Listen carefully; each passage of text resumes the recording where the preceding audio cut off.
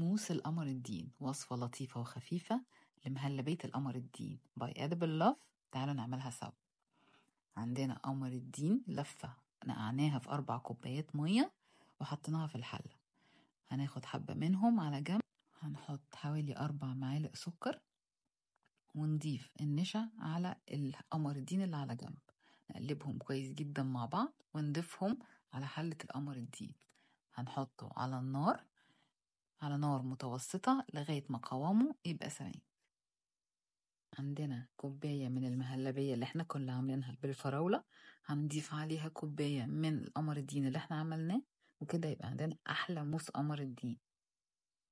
هنحط الموس في كيس الحلواني وننزله في الكوباية بتاعتنا. هنحط عليه شوية كنافة متحمرة جميلة وشوية مكسرات وورد مجفف، وبألف هنا.